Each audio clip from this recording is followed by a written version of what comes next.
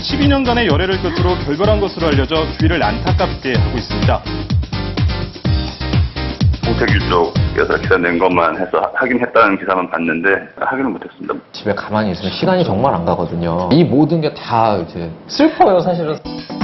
오랜 고민 끝에 연인에서 친구로 각자의 길을 선택했다고 밝힌 두 사람. 다음에 또 좋은 소식, 재미난 일로 인사드릴게요.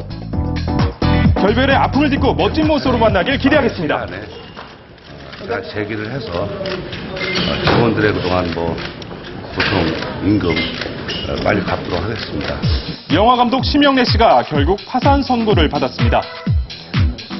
2011년 자신이 운영하던 영과투 부비 직원들의 임금과 퇴직금 등을 체불한 혐의로 불구속 기소된 심영래 씨. 지난 1월 30일 개인 자산으로는 임금 체불을 막을 수 없다는 판단에 개인 파산을 신청했는데요. 네, 서울중앙지법은 이를 받아들여 지난 7일 심영래 씨에게 개인 파산을 선고했습니다. 동시에 파산 관제인을 선임해 남은 재산과 소득을 조사하도록 지시했는데요. 채권자들에게 돌려줄 재산이 전혀 없는 것으로 밝혀지면 빚을 평가할 수 있게 된다고 합니다. 근로기준법 위반으로 징역 10월에 집행유예 2년, 사회봉사 80시간을 선고받은 심영래 씨. 파산과는 별개로 이 선고에 대한 항소를 준비 중이라고 하는데요. 추가 소식 들어온 대로 알려드리겠습니다. 진실을 꼭 밝히겠습니다. 강제성은 없다고 주장한 박시우 씨와 성폭행이라고 반박한 고소인, 상반된 주장을 펼치는 양측과 꼬리에 꼬리를 물고 연일 보도되는 SNS. 좀처럼 좁혀지지 않는 그들의 진실 공방은 끝이 보이질 않고 있습니다. 자세한 내용 취재했습니다. 지난 3월 1일 경찰 조사를 받은 박시우 씨. 심려를 끼쳐 죄송합니다. 네, 사건 당일의 진실은 경찰 조사를 통해서 명백히 밝혀드리겠습니다. 경찰 조사 이후 고소인 A씨와 측근 B씨, 그리고 전 소속사 대표까지 총 3명에 대해 맞고소한 것으로 알려졌습니다.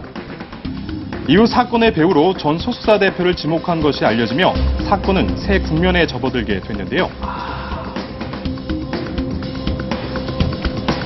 지금 고소인 A씨의 측근인 B씨에 따르면 사건 발생 이틀 후인 16일 밤 10시 30분에서 11시 사이에 서울 역삼동에 있는 한 카페에서 만났다고 합니다.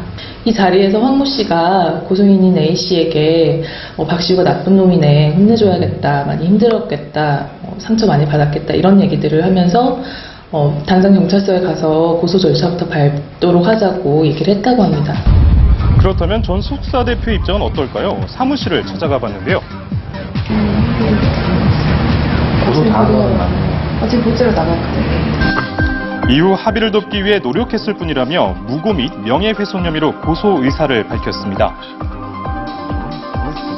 강제성 여부에 상반된 입장을 밝힌 두 사람을 비롯해 얽히고 설킨 모두가 다른 주장을 펼치고 있는데요. 지난 화요일 고소인 또한 변호사를 통해 자신의 주장을 밝혔습니다.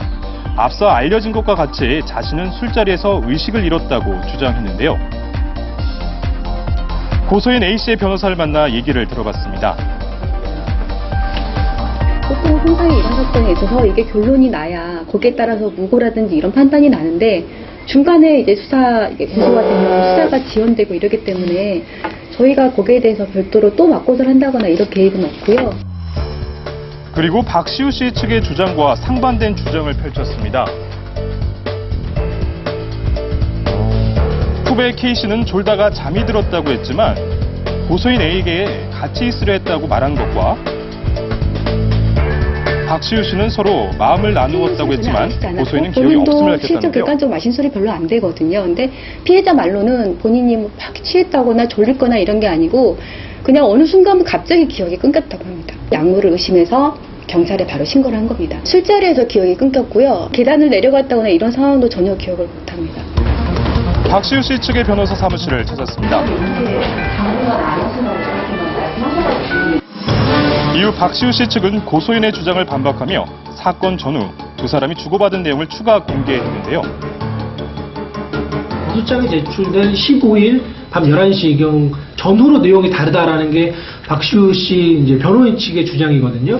뭐냐면 그 전까지는 이제 후배인 K 씨와 이 고소인 여자분이 일상적인 대화, 술 먹고 이제 숙취가 어떠네 이런 내용들을 하다가 고소장을 접수한 밤 11시 이후에 갑자기 여자분이 임신이 걱정되고 속이 메스껍다 이런 얘기를 하면서